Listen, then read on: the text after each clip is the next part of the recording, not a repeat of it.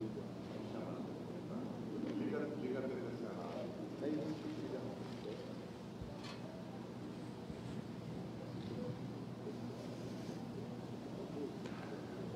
a palavra, senador Requião. Senador Ataídes, o Supremo Tribunal Federal acabou com o foro privilegiado. Políticos, deputados, senadores, administradores públicos eleitos serão julgados agora pela primeira instância. Maravilha, né? Eu nunca achei que esse privilégio tivesse alguma razão de ser. Mas vamos conversar um pouco sobre isso, sobre a realidade dessas coisas. Estão devolvendo os parlamentares aos seus estados. E aquela relação que existe na votação dos orçamentos, das dotações orçamentárias, na aprovação de emendas, de privilégios entre o Executivo, o Ministério Público e o Judiciário vão passar a funcionar de uma forma mais dura. Tenho minhas dúvidas se governadores serão julgados daqui para frente, pelo menos com a velocidade que nós gostaríamos. Quando eu fui governador do Paraná, eu entrei pesado no Estado. Havia muita corrupção, eu denunciei aquilo tudo com veemência e com força, mas não tive respaldo do Judiciário nem do Ministério Público. Pelo contrário, eu chamava ladrão de ladrão e era condenado pelo que eu dizia, porque o ladrão, embora quando eu chamava de ladrão, eu tinha feito a denúncia ao Ministério Público, à polícia, tinha aberto um processo. Mas eles diziam, o Requião não pode chamar um ladrão de ladrão antes que ele seja condenado em instância final. E me condenavam pesadamente a indenizações pecuniárias. E hoje, senador Ataídes, eu vou falar sobre o mecanismo da justiça, especialmente sobre o mecanismo da justiça do Paraná. Conta-se que, certa feita, em um momento de irritação e impaciência, senador Lindbergh, o famoso jurista brasileiro Pontes de Miranda teria dito que havia justiça no Brasil e havia a justiça do Paraná.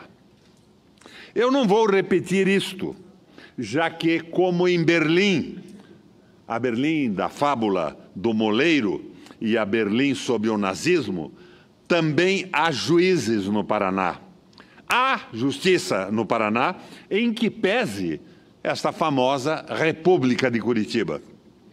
Pois foi nesta República de Curitiba, que é bem mais antiga que as estrepulias de hoje, que se deu o caso que eu vou contar.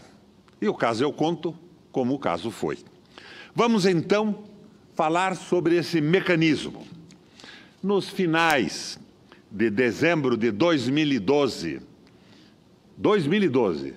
fixem esta data, que marcavam também o fim do mandato de meu antecessor, o famoso Jaime Lerner no governo estadual, o então presidente da Companhia de Energia do Paraná, a nossa Copel, o senhor Ingo Ubert, pediu ao secretário da Fazenda, que era ele mesmo, ele acumulava as duas posições, que era o mesmo Ingo Ubert, autorização para comprar 39.600.000 reais de créditos tributários de uma empresa já falida, a conhecida Ovepar. Mesmo com pareceres jurídicos contrários e a oposição do Tribunal de Contas, Ingo Ubert, secretário da Fazenda, autorizou Ingo Ubert, presidente da Copel, a fazer o negócio.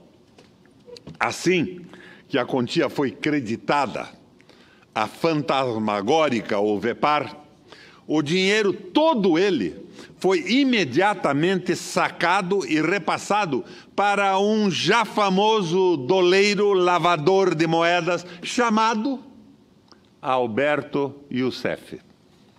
Sim, o Alberto Youssef, de quem, acredito, os telespectadores da TV Senado em todo o Brasil, da Rádio Senado, os senhores senadores que não estão presentes na nossa reunião, afinal estou eu aqui, o senador Ataídes na mesa e o senador Lindbergh no plenário, embora tenham 42 senadores presentes no painel. Já ouviram falar? Todo mundo já ouviu falar desse Alberto Youssef, não é mesmo, senador Lindbergh? E o Youssef, com a agilidade que lhe é peculiar, fez esse dinheiro dissolver-se, desaparecer em dezenas de contas de empresários da chamada Saara no Rio de Janeiro. Aquele mercado Ceasa, onde o dinheiro ia para empresas que não existiam, espaços fechados, talvez com um telefone ou outro funcionando. Desaparece lá o dinheiro para aparecer nas contas dos articuladores do desfalque. Já como governador, denunciei a patranha. Em março de 2003, o procurador Luiz Fernando de Lázari, o nosso Lulinha é o apelido dele, que depois vai ser meu secretário de segurança, entrou com uma ação criminal contra a quadrilha. A denúncia estava fartamente documentada, inclusive com imagens de Youssef e funcionários da Copel na boca do caixa sacando o dinheiro que supostamente iria para a Ovepar. É aí que começa a girar o lentíssimo mecanismo da Justiça do Paraná. Lentíssimo para os meliantes, mas com uma rapidez de raio contra mim. Foi assim. Passo a narrar o caso como o caso foi. 3 anos depois do assalto à Copel, em julho de 2006, depois que televisões mostraram a quadrilha sacando dinheiro na boca do caixa do banco com a filmagem do circuito eletrônico interno, depois que foram revelados no Ceasa em São Paulo que as empresas onde supostamente o dinheiro tinha sido mandado não existiam, chamei o senhor Hugo Hubert numa entrevista de ladrão.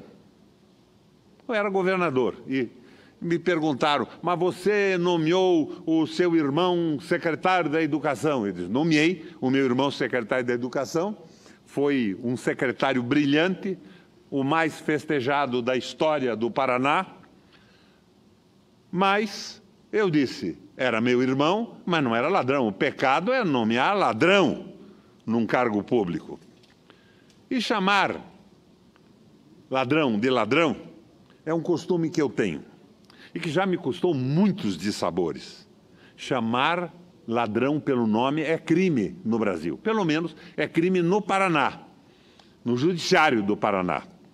Ingo Hubert foi imediatamente à Justiça e pediu uma indenização pelo que eu disse. Enquanto o processo contra a quadrilha era congelado pelos mecanismos judiciários paranaenses, o Tribunal de Justiça do Paraná rapidamente condenou-me a pagar uma indenização de R$50 mil ao Ingo Hubert, que eu havia chamado de ladrão. Segundo o relator do processo, o desembargador Hélio Henrique Lopes Fernandes Lima, e o revisor do processo, o desembargador Renato Bétega, hoje presidente do Tribunal de Justiça do Paraná, ao chamar Ingo Hubert de ladrão, eu abusei, abro aspas, abusei do exercício do direito de informação e de manifestação e me lascaram uma multa. O juiz singular já havia me multado em 50 mil, eles mantiveram a multa e reduziram para 25. Mas me lascaram a multa. Para piorar as coisas, assim que o mecanismo se destravou, Ingo Hubert et alia foram a julgamento.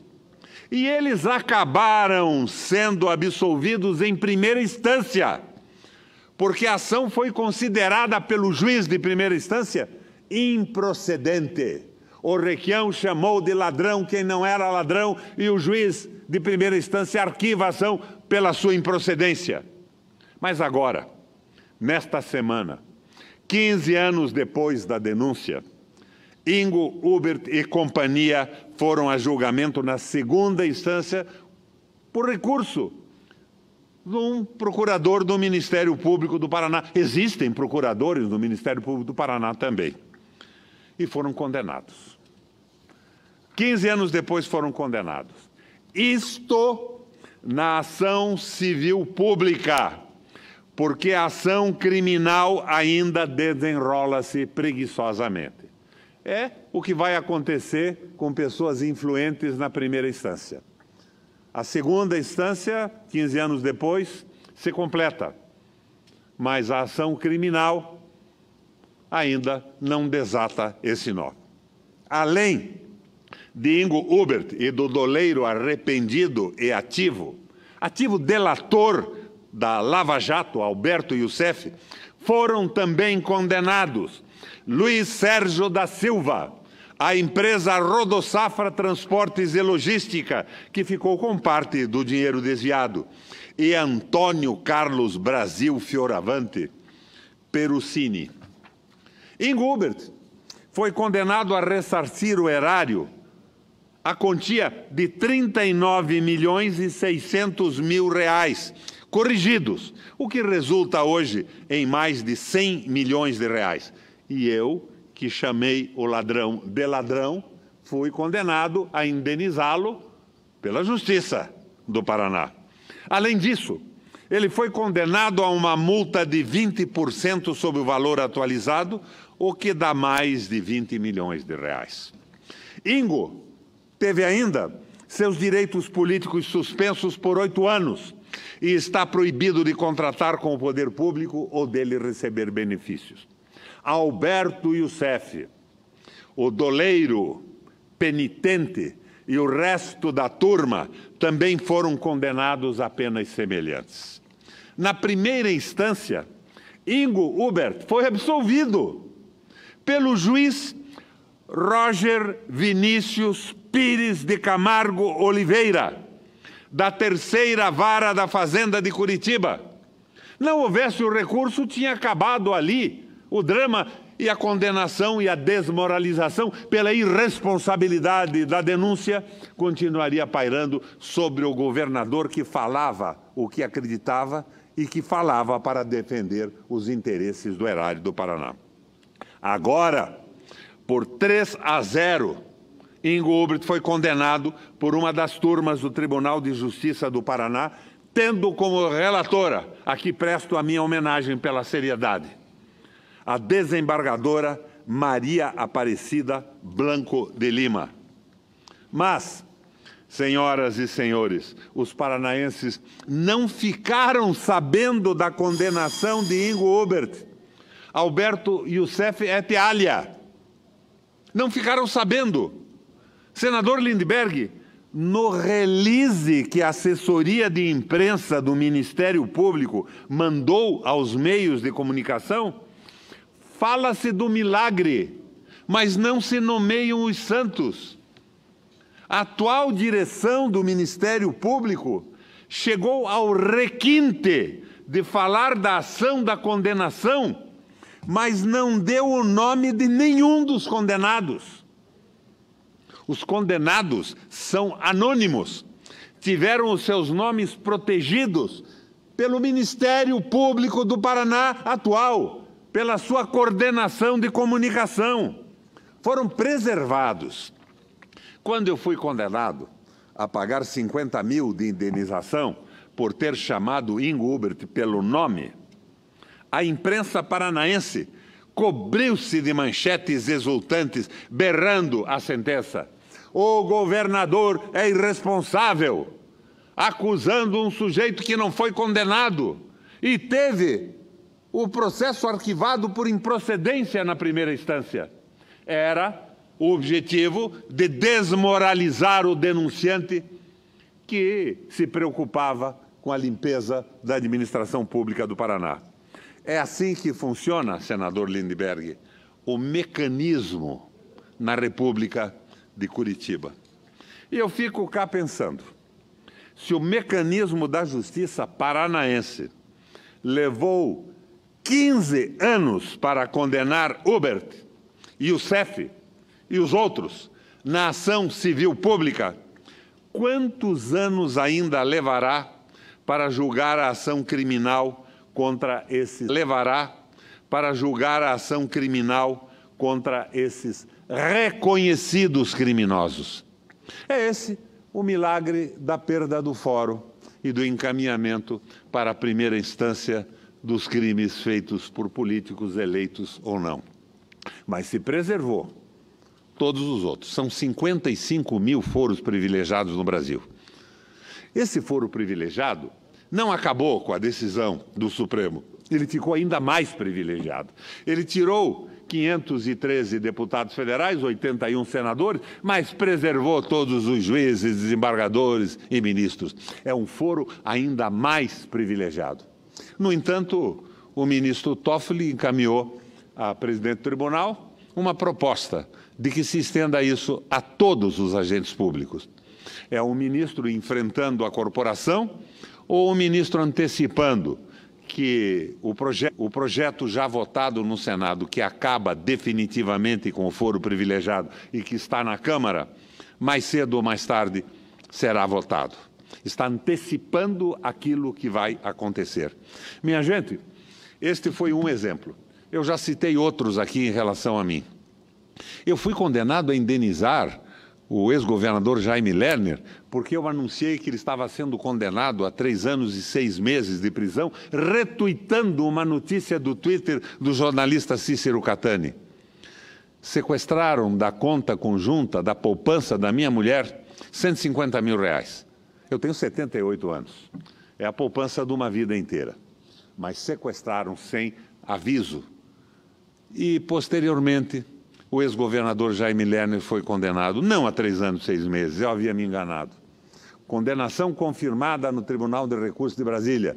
Foi condenado a 3 anos e 8 meses de cadeia. Não está preso porque demorou tanto o processo que o crime prescreveu.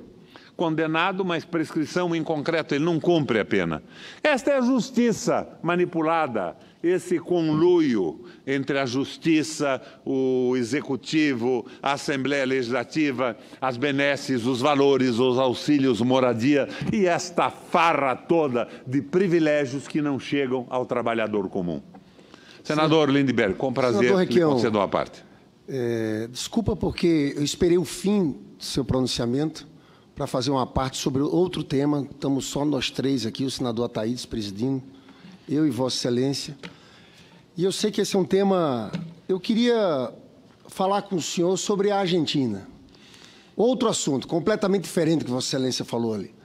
Mas é impressionante como eles bradavam... Ou seja, é uma parte à parte do pronunciamento eu queria provocar Vossa Excelência para falar desse tema. Porque é um tema extremamente instigante.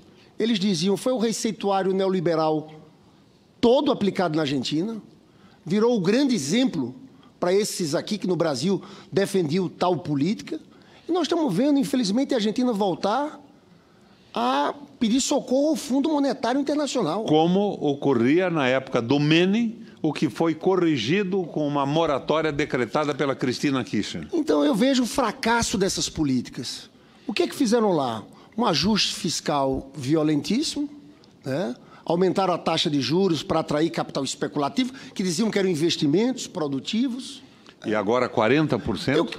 Eu queria que Vossa Excelência falasse um pouco sobre isso, porque aqui no Brasil é a mesma coisa.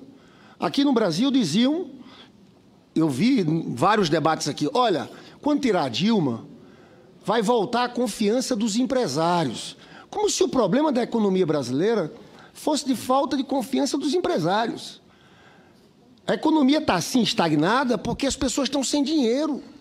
60% do crescimento econômico é consumo das famílias, senador Requião. E as pessoas estão vendo a reforma trabalhista, que diziam que ia gerar empregos, está gerando a precarização. Empregos com salários menores. Né? Então, emprego com salário menor significa capacidade de consumo menor. Juros altos significa que o mercado financeiro está sequestrando a liquidez da economia brasileira. E os empresários, senador Lindbergh, imaginam que para restabelecer a sua lucratividade, eu conversava sobre isso com o senador Ataídes agora há pouco, tem que diminuir o salário dos trabalhadores, porque aí eles passam a ter lucro sobre a sua produção e podem reinvestir. Mas esquecem que diminuindo o salário do trabalhador, diminui a capacidade de consumo da economia. Claro. E a recessão se amplia. E que o problema todo está na voracidade do liberalismo econômico, da ponte para o futuro no Brasil e na ponte do Macri que desgraçou a Argentina. O Macri agora está pedindo recursos ao Fundo Monetário Internacional, coisa que tinha sido liquidada pela Cristina Kirchner. Então, esse projeto do liberalismo econômico, senador, faliu na Europa, acabou com a Grécia, liquidou um governo na Itália, impede a governabilidade da Espanha, dificulta a Alemanha e, como um zumbi, um morto-vivo, pede asilo no Brasil, e o asilo é concedido por Temer et alia.